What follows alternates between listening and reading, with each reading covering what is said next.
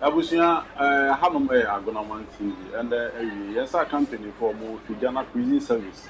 Nifamo, Agona should do now. Almost only do we have a friend think prison 360 degrees. And on area way, Yababe the Kenyan Commoner. Penny for Mensakon area we know almost penny, or the way by a team leader, DSP Mary Hesi Dampa, and our PRO DSP Henry. Bodu and a deputy PR here, Corporal Francis Obi, and almost secretary Lance Corporal Ramat Oforiwa Beyan, and they we and Sakam and over between Komafa, the thing prison 360 degrees. Yaman Wakaba, Agonaman TV. Yeah. A fine so. And so, you be fast, I find so at that with your phone in a watch your phone in so as I say, if we are more shame. The Western saw that you penny officer in charge, CSP Alexander Utube Queen, NNA, Deputy 2IC, and also your friend CSP Richard Bafuboni. See, if ye dominion as say, or Mamma Queen, say, Yambana, Yenimumbeche, in Iswadi, one, your director general, Ediaba. Now, Eddie kind of prison service, ye one of the state security institutions, ye war or mining. Ayedi atemu eba yedi akutin power atemu edwumenu nti wo hwe ye very big ranking wo hwe ranking na ye to so third. Okay, Say police immigration fi military ya na ufa police here na ye to so third na ye dwuma titiro aye no ye 4 core mandates. Ye first one ye friend safe custody of prisoners. You can safe custody of prisoners. You bought prisoners no buy. So more you feel and I say any omuko abonten say omuko ye juma. I said they say the best say they are safe. okay. And I said this to say the best say or more offended obia like others. That is the public. And say no so I said they say ye bomb mo ye yes ye show more so say ne be ya or more offended or more. And I saw more offending officers no, and now the general public at home. And they afraid to be welfare of prisoners. Welfare of prisoners, they can't only show with you. I said, they say, be more nutritious food. That should be on better.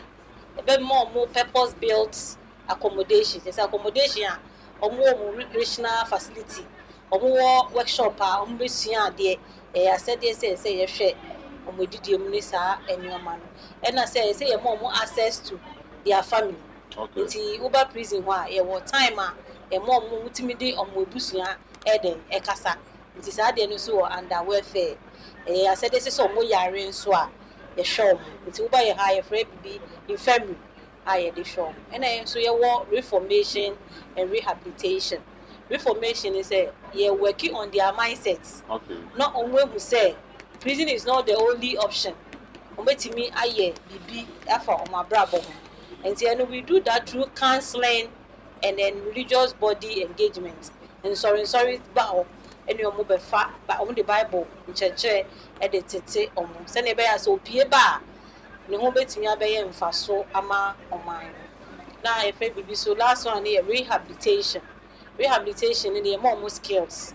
Obi ba obi bi opese osua ade pama I said yes e beje say obenya sa skills no nti e officers a ya recruit omo a omo so ekita sa insano djuma no ti say tailoring ti say plumbing work ti say construction building omo ye officers a yenso ye recruit omo a omo so eyo omo said say so omo ni omo fam per their interest area say ne be a opie ba na so obi bi obeye economically a onko ensanko di boni bio na unsan emba na wo hwese na ye ho aye fe ya etititi he ya ye she t-shirt ya You say I told you say think prison 360 think prison 360 degrees initiative. Okay. Ye ni so ade ho foforo a ye director general e de aba na it aims ni butaya ne say sa e 4 core mandates ya making eni so ade we e be hye mu kena ama sisi a no want to use modern trends technology ni edi edwuma no nti bia na machine carpentry shop no ye come manual this time ye be use abefo mfidi a ebetimi ama ya ye edwuma no on a large scale na ye timi so aye den aton bia ama general public no nti no this initiative there were 5 pillars ejina so nti baby a medu me PRO no ebebem with the 5 pillars of the team. PRO Mr. Mwedu yes say think prison 360 no 5 pillars no say ni moyin. First one no welfare. Na welfare no womo achemu mienu efa baako for the inmates and efa baako no so for the officers. Sabeta fracho obi anywhere ode ne nsa ebekire ewo so on the free. It means say in as much as say share inmates no normal aye of well-being no. Yes officers yes fata say yes so the share ho. Enti no ye madam no na adwempom no say yen hwe kwan bi a yinia betima fa so ama yinya good welfare for both the inmates and officers. And no obi be say dey nti na because already no yakoba but welfare no actually accommodation be dey tikura beto septa for officers so only peace of mind obey den kwa na adwuma dey kwa so odi kra ma oman no obey den no ready enti no omo yedom betima ye bia omafemu so me provide good accommodation ama officers so e be provide good accommodation so ama inmates omoduane mu omobibia mu at least omo put it on any way bia e betima better both ye two ni na your life in your head I fine it also will be a friend of creation or you say this time around all the branches and I find they say prisons bia baby obia no then also they are supporting one and nti okọ nkran say ya e bi pure water asamu krum ha dey specify e ha say ya dey no yes specifically yan dey ya say we are into farming nti yan yedua nduaba sanso so enyen mmoa nti ti am no kase si am no kase ye wo mpreku yenye omo ye wo odwan ndwan yenye omo sanso kra dey rabbit and uncle so why then aba esan so kura enkoko nketen see me no say we have about 90 birds. 90 currently it is under the management of our OIC. No more to tell almost an amaton.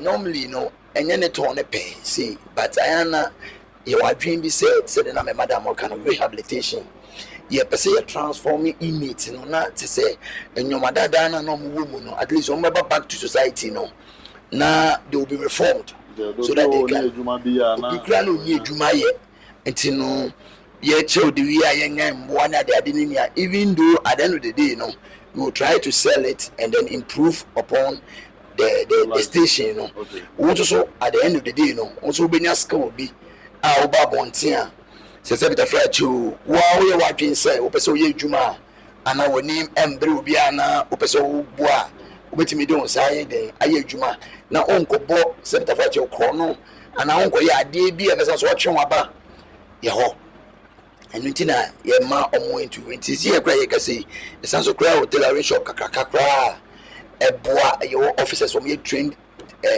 dealers mama requisite knowledge to people who want to learn how to sew, who want to do fashion and all those kind inina idea and I'm a tour boa and the lime we know the agenda in ya and say omoba they'll be in to fit into the society back rather than say they be an going to say omoba na ye pay amomo na ye omo pay amomo na amoso so I said once you have neglected us and the person so go back to your body in the money as well there penisa this time around no we want to shape and reform them now kind idea honum dada fiansa na mo de aba wo ho but the name say ye shemu support shemu su ye the more technology near the advancement internet is here no yaba ha say first no it wouldn't be easy for us to communicate with the public or the media but now it is has been proactive say proactive say buy no mo say no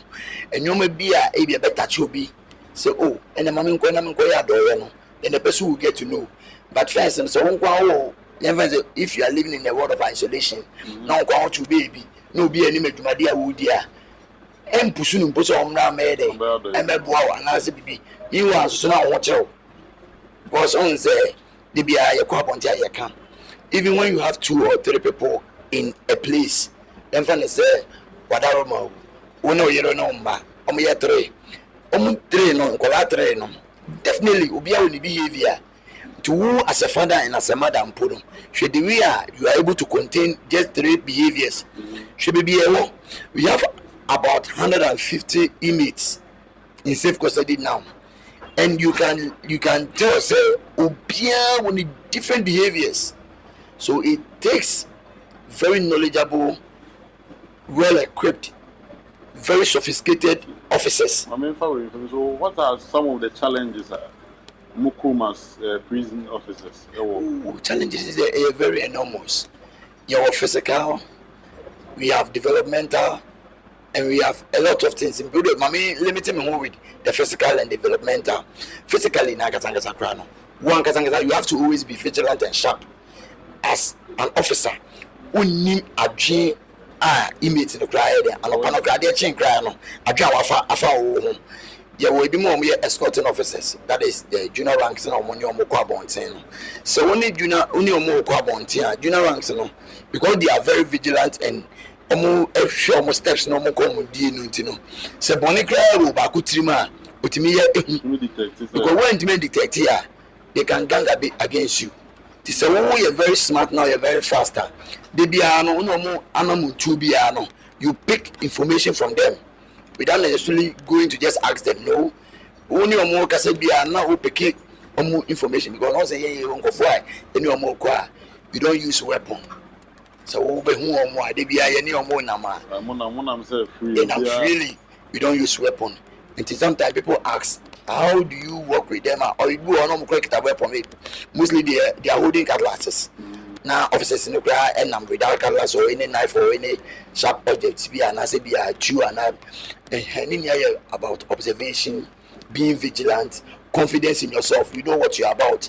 They be a more periodic training until they know what they are about and what they are going to do outside there. It is you can be able to pick up feeds from say and you don't even encourage the person to go. A day before, to make a down for say, all this information be before the day starts. You see, a boy, my alert. You put you on a tactical steps. I bet you may avoid those kind of things. In the case of to be pianos and Nippon, and more anything. Your procedures are independent FM. The best of that family. Okay. You see, I'm saying that what was also 5. Villas, no, I we go 2. It's a person may bought a great mechanization. Okay. I'm a brave D2 now kind of chairs. Okay. A great mechanization. I say when you see a demo, I say you call into large scale farming. You be use irrigated equipment. And our tractors near their year full. Send a bear, a bring a baby now, a be walk a Diania. Yeah, then you'd be better to me a feedy image. Yeah, don't be so my general public. And to say, and one now, me run a boy, and also you say a into large scales. One, you say a year into large scales. Say a jet as I say, Cassia. Now, yeah, who can't get our boy, so over your high, I started in Kukon, so I had a nti say ye be akwankron betimi aboayen e wo kwan bi a say bi a tractor and irrigation equipment a ye betimi di asra ye adwuma ne mu ne aye ma na ye kese na ye timi aton bi ama even school feeding program ti ye mutumi sponsor yen na ye ye fuo ne kese a ba me ni say dwumedi we dwumedi aban apu say moye but aban kwantimi enye ni nyina because initiatives will na so nti ye fa kwan so asre say be obetimi aboyen with a tractor and irrigated machines ni bi ye timi go into large scale farming ne na be initiative won no ebetimi abom nti ye ti say na o kan ye nyina na ye mate na ye bom na ye kiro nti ebi obefi ɛhɔ bɛba no na so pɛ sɛ ɔyɛ dɛ ogo into farm a na ɔwɔ knowledge. Aso obenya opepa no dada nti no ba na kyerɛ sɛ edi kan me de aseda be ma wo na utim ni se mama ya kwenya say ye na mo me discuss about think prison 360 initiatives and about prison service as a whole. Okay. Ni edi kan me pese me kasa fa agri industrialization. Na me madam me kasa no ka bibi say we have officers are ye recruit omo a omo won sa me juma omo recruit omo purposely say omo be kire inmate no so that when they go out they will be capable of doing things on their own rather than hacking on the street. So when we talk of industrialization, a bit is tailoring. We buy a while tailoring shop. Your officers are your recruit your carpenters, your mason for your plumber for your electricians for. It's a juma I can prison service more than that. But this thing prison 360 ma ya hye saa dwumadie no mu kina ye empower saa dwumadie na ye no hodada no nti wo behwe a omo a yerukuti omo as carpenters ne mason for omo wo no dwuma no ho but sisi a ne pese omo ye active se no mbetumi a kire inmate no wo because sisi a ye hwe a inmate no omo kwa dodo na kwa no masan aba back. To say, yeah, what about prison? What 7 sentence? What 7 sentence na wie no? Oh, ha na won say ni me buy me mo kra beto me be 3 times e ofio. Nti e director we buy no hwe no hu say de na ebetumi aye e ma saa de no eto etwa. Nti na e de saa thing prison 360 ne be bo ase. Nti say station a we involved in agriculture. E wo say wa agriculture no we increase no. We ye ni so that e be benefit inmate no. So we technical officers so around that. I will say we more active, so that don't bet me actually inmate no so near omo say no mo outside omo so bet me dia ejuma. So when we talk of industrialization, are all purposely for those staff. It is here about some problem say you will tailoring shop to make school for uniform pam. We are private school. Yeah, private school. Let me say Swedro Enclave. We are private school. And I say.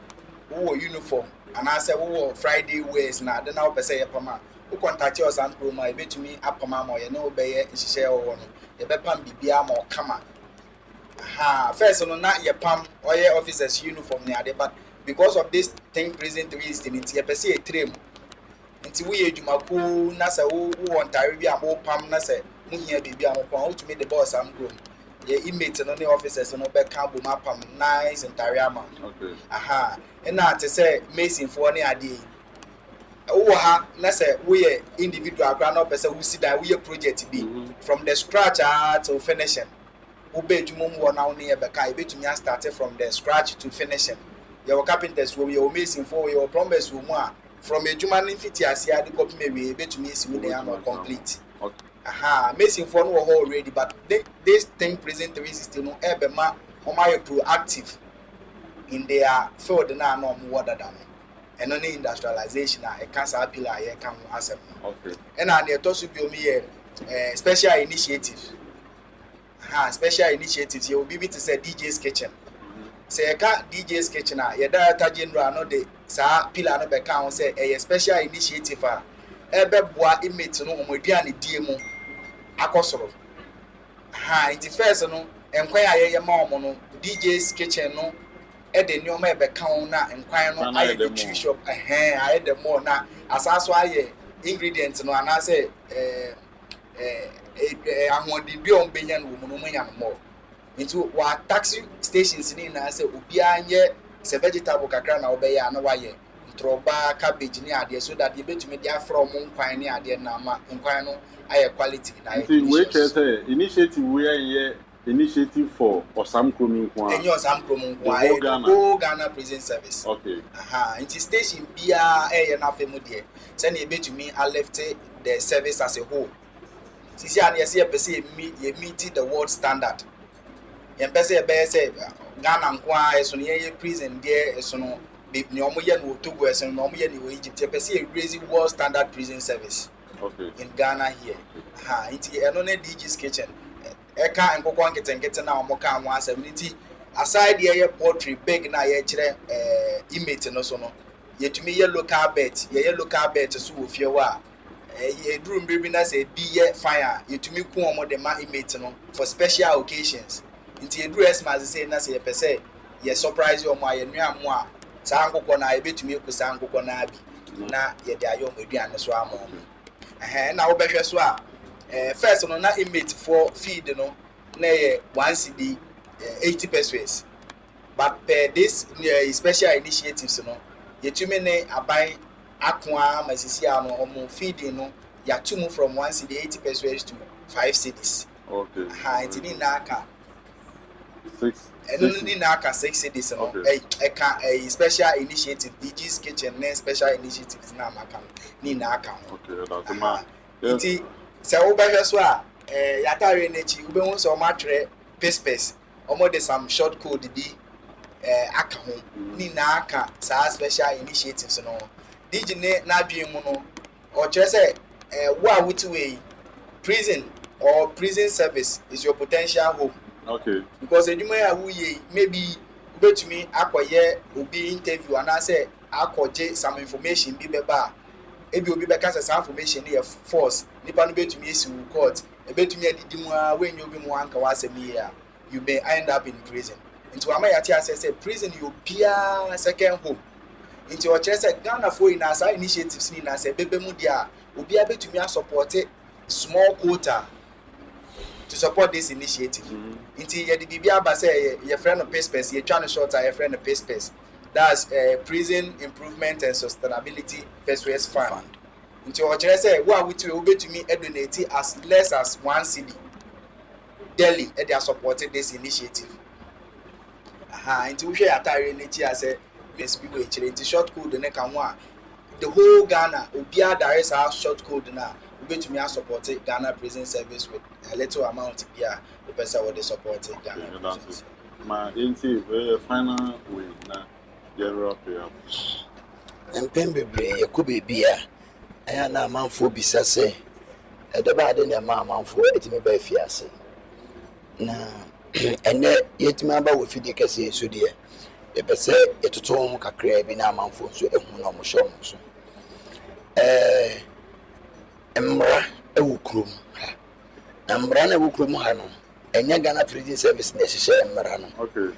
What dada na yeso e beto ye na mum yen no we are just the carriers of the law say unya issue na entimi solve in the process na ekone kodu police for ho police for so ntimi solve na ekone court vie na man the final verdict yen ne carriers of the law say at the end of the day your person judgment no then am ya fa ho nti ho na ebia ebebu for say bra na betwetwe ekuku na be so yen for ebia 1 year 2 years 3 years or more so better for you enya mepe na enya wo so pe senko bia be ebeba ho na mu ya edwumeku a yenya advert so de bia manfo ba ye ho ide na wo say ye ka say ye onyoma bebri owa wo say ni aye den ehwe ehu yi na eboa ye ti say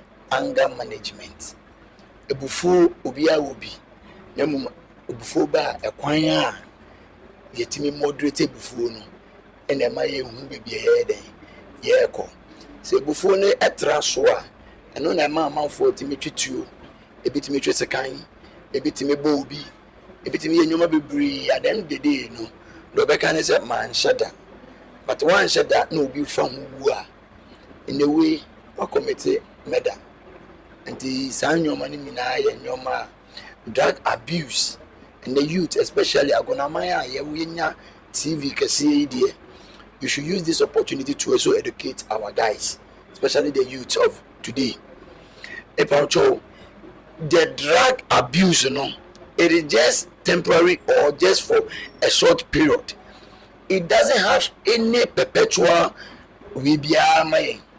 And no BM fan and to drugs so and just say after the drugs I'll heal and I say I'll get my sovereignty. No. It is just temporary and it may lead you to prison because whether you are smoking it, you are trading it, at the end of the day, you know, say police be more. Ibia, no way you be another, Uncle be a mouth, no way to me and they are poor. Please, the influx of drugs, especially around this community, no, very alarming. And think the youth should desist from it because M1 can be also. So what I can just tell them is just to desist from it. Unnecessary pressure. I don't know. With the any for only I will not be a me be a trend in echo. As Ubia man who pressure. Ubini will be a cry or so channel or so you. It will also lead to baby disobeying Ubedru. And the introduction of iPhones, as a woman, you don't force yourself. At the end of the day, you don't get any receipt towards it. Yaba ni a chini pano kuya you bet you won't work home. But what I say, Intino, me says, no matter creating nama, you to know, I dream a question be rare, ama or more addressing our prisons. Until way a futua, may they eja in ya.